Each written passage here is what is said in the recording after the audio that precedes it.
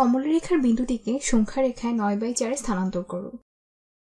সংখ্যা রেখাটির দিকে দেখো, এটা হলো 0 আর এটা হলো 3, তাহলে এটা 1 আর এটা 2 হবে। আমাদের 9/4 ঘর পর্যন্ত যেতে হবে।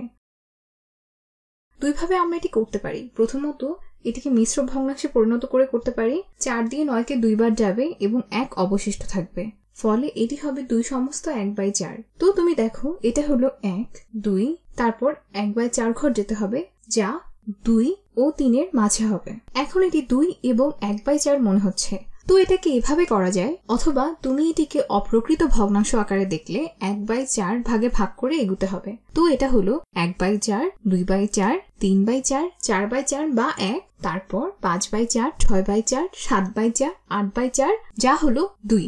8/4 সমান 2। এখন 8/4 থেকে 9/4 যাব। এভাবে আমরা সংখ্যা রেখায় ঠিক 9/4 আসলাম। আরো কয়েকটি করে দেখি। কমলা রঙের বিন্দুটিকে 11/5 ঘরে নেই। আবারও আমরা 2 উপায় করতে পারি। 5 দিয়ে 11কে 2 বার যাবে, 1 অবশিষ্ট থাকবে। তো একে 2 সমস্ত 1/5 এভাবেও বলা যায়। আমরা 1 2 এবং তারপর 1/5 এ যাব।